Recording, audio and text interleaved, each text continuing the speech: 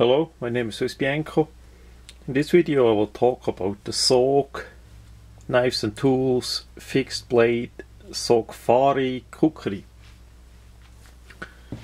It's that knife in here. It's a relatively big one. It comes in a typical white, clear box. We see fixed blade, sogfari, kukri, stainless steel blade and saw, the diggy grip, handle texture, lifetime warranty it has. On top we see the SOG. On the back side we have some more information there about the safety. It's a bit of pain to open that packaging because on one side is the knife and on the other side is the sheet.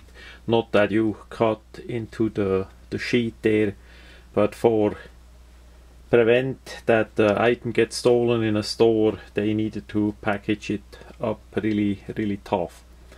So here we see some more information. Double toothed saw. Actually it's a pretty nice made saw. We're gonna look at that. It has a full tang. We see the metal sticking out by the handle. The overall length is 18 inches, the blade length 12 inch. The steel is 3CR13, of course made in China, and Chinese steel that they used. The finish is black case, hard cased black. Handle is kraton, and the sheet is really good made.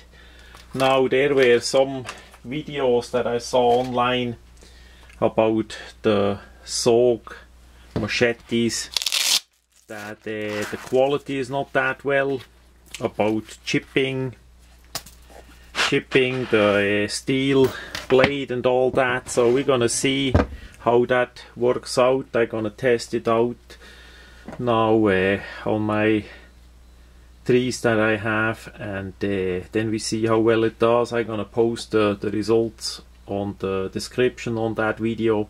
So it's only a few videos that say their blade did chip. Maybe the Chinese had a Monday and did not work out too well, but many others are pretty happy with their SOG machetes. So I did wanna still give it a try. The best quality that is around for me currently is still the cold steel machete made in South Africa. It's a carbon steel blade material that they use, and that did last over a couple decades by now in my personal use. But I still wanna try out a bit new stuff. Hopefully it's not gonna fail that bad like the Gerber machete that was also made in China from stainless steel, but with a tang that is absolute useless. So as we come back to that knife here, we see at the end here we have metal, so the tang goes all the way through the backside here. It has a bit a serrated edge there. So as a tool that doesn't come in that handy. If that would have be a pommel like that you can hammer, that would have be better than this, but it stands out, so at least we see the metal goes all the way through. We have that diggy texture on the rubberish handle. We have some serrations over here and here, so that is pretty nice. Also we have a good guard here and here. Even for my bigger hand there is enough room, so even with gloves it's going to be really nice. Has a good feel in the hand. And we see on top it has two holes for lanyards. On the back we have one. The size is quite likely wide enough for paracord. On one hole there is a bit of stuff in it from the molding, so I need to go through with the drill and drill that out there. And the blade itself comes a little bit oily, or whatever that is. I'm gonna clean that off, and we see the white sogfari print, same we have on the sheet. So I'm not sure exactly, did they try to sell that to the tactical people or just as a machete for using. So it doesn't matter if there is white printouts and stitching standing out like crazy. So for me, I'm gonna dull the white off. That's gonna be black. I'm gonna alter it after the first testing, as we see that it lasts and it's not gonna chip or break. Then I'm gonna dull out those white prints. Unfortunately, they did not make it like a sticker or something. It's simply white printed out on the blade there as on the sheet. So that's a bit strange for a tactical knife, but that is how that is. It also has a hollow grind edge, so we see how well that's gonna last. I can also compare it with the cold steel kukri machete that I have. That did work out pretty well so far. This one I'd like because it has the saw blade on the back.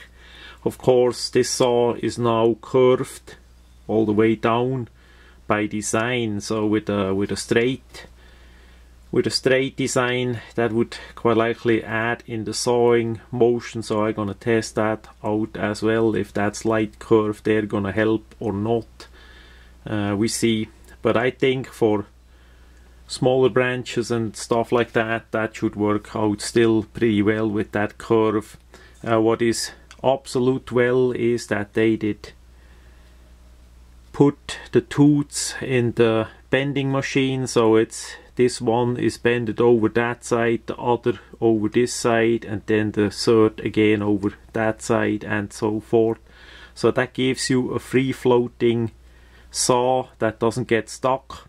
Really nice made, that design there. Absolute. I did not expect that for the kind of the price that they charge for it. This one is currently on sale for $20. Suggested retail is close by $40, so that's quite a deal for Christmas 2014 in USA in a certain store. So that was attractive enough for me to get one and test it out. I wish the cold steel machete would have the same saw on the back. That would add to the good product, so we can not only chop but we can also saw. With the kukri style, that adds up in a machete pretty well, because the blade is heavier in front, so the sweet spot is about like here, where you have the most force of cutting of items. And with such a smaller blade compared to the usual 18-inch machetes, that gives you still quite a bit of cutting.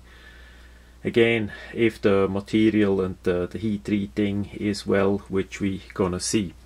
What I don't like next to the print is that part here.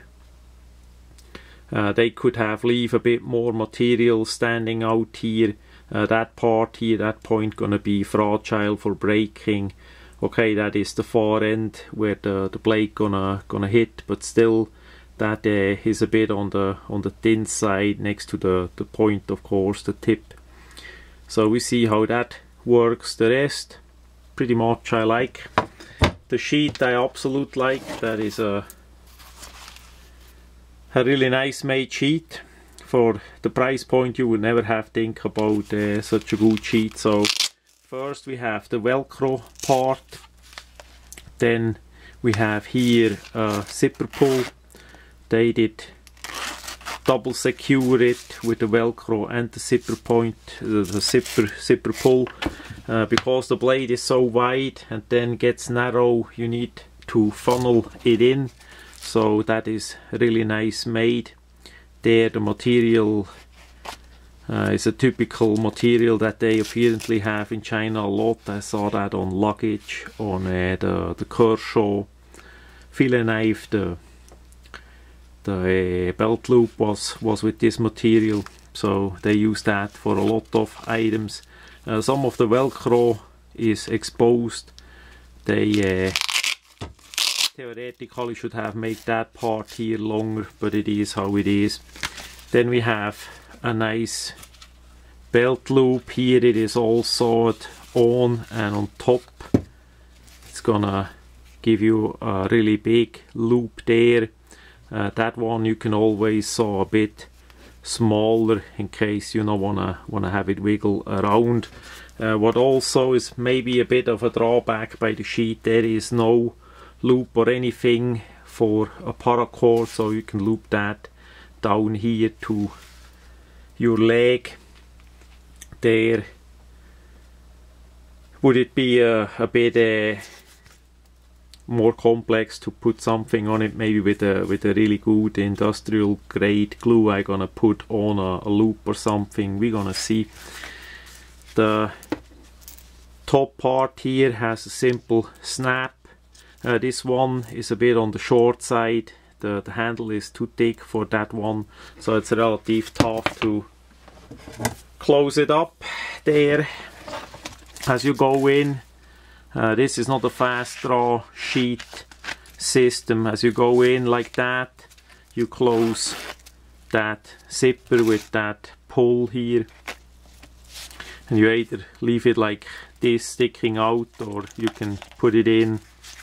I'm gonna put it in and close it like that, so that the zipper pull is in it. Then we have again the little bit short loop on here. It's really tight, so the knife is completely in there. So if they would have sawn this one a bit higher, then the loop would be a bit better fitting. But still, again, for suggested retail, the $40, close by $40, and now as a Christmas special for $20, that's absolutely a great item. This style of a blade is a bit more special than usually with the machete, so either you like it or you don't. It's up to you to test it out, if that is useful for you or not. So that much about the SOG Kukri machete.